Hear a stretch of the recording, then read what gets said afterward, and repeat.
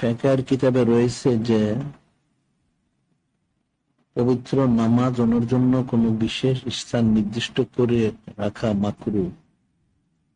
কোন পবিত্র সূরা শরীফকে বিশেষভাবে কোন নামাজ নির্দিষ্ট করে রাখা মাকরু, কথাটাই সঠিক কিনা?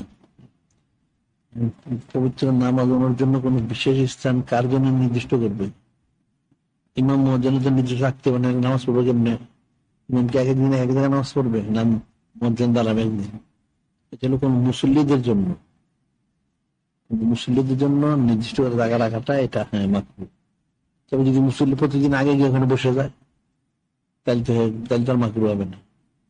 এখন সে আগে আসার পর তাকে ওখানে বসাইতে হবে, এরকম চুক্তি করলে এটা মাকরু হবে। আর সে যদি প্রতিদিন আগে গিয়ে ওখানে বসে যায় তাহলে তার মাকরু হবে না। আর সূরা শরীফকে বিশেষভাবে নামার জন্য নির্দিষ্ট করে রাখাও মাকরু। এখন সূরা যদি না জানে বেশি করে কি করবে? এক সূরাই তো পড়বে। এরপর আবার একটা হুকুম আছে, সেটা হলো যেমন একদিন এক সাহাবী আরেকজন সাহাবীর আদমে নিয়ে আসলেন নূরে মুজাসসাম হাবিবুল্লাহ হুজুর পাক সাল্লাল্লাহু আলাইহি ওয়াসাল্লামের খেদমত মত। তিনি বললেন, ইয়া রাসূলুল্লাহ, ইয়া হাবিব আল্লাহ সাল্লাল্লাহু আলাইহি ওয়াসাল্লাম, প্রত্যেক রাকাতে সূরা ইখলাস শরীফ পড়বেন। প্রতি রাকাতে সূরা ফাতিহা শরীফ তো পড়েনি, সূরা ইখলাস শরীফ পড়ে। এবার এর সাথে একটা সূরা আবার মিলান, এটা এখন কেমন?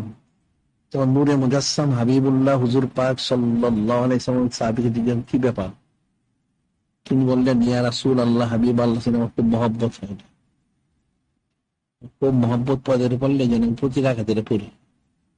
তখন নূরে মুজাসসাম হাবিবুল্লাহ হুজুর পাক সাল্লাল্লাহু আলাইহি ওয়াসাল্লামকে অনুমতি দিলেন, ঠিক আছে আপনার জন্য ঠিক আছে, জায়েজ আছে।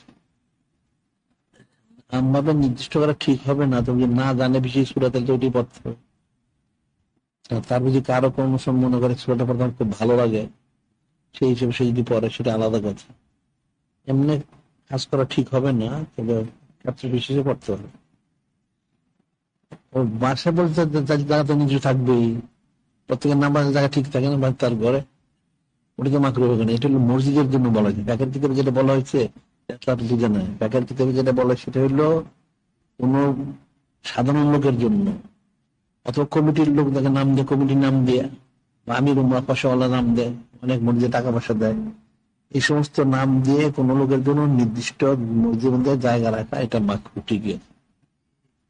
এটা অন্য কোন স্থান মসজিদের মধ্যে ইমাম মুয়াজ্জিন খাদেম এদের জায়গা তো নির্দিষ্ট থাকবেই, ইমাম মুয়াজ্জিন খাদেমের জায়গা নির্দিষ্ট থাকবেই, এছাড়া অন্য কারোর জন্য নির্দিষ্ট করা যাবে না। এটা মসজিদের জন্য, অন্য কোনো জায়গায় না। ঘরে যেন জায়গা নির্দিষ্ট রাখবে সেটা মাকরু হবে কেন? মানুষ ঘরে প্রতিদিন প্রত্যেক ঘরে ঘুরে ঘুরে নামাজ পড়বে, অনেকে তো নামাজের জন্য আলাদা যায় নামাজ বিছায় রাখে, সেখানে করবে, এটা মাকরু না। ওইগুলো মসজিদের জন্য। সব দিকে সবকিছু ইয়ে করার পরও যদি সেই নিকট সেটা হলো এমনি আমভাবে নির্দিষ্ট করে সে কথা বলা, সেটা এমনি কাজ পাবে না। এটাকে আরো যদি এরকম পরে নির্দিষ্ট করে নেওয়াটা ঠিক হবে না, কিন্তু কোনো কারণে যদি হয়ে যায় সেটা আলাদা মাসলা।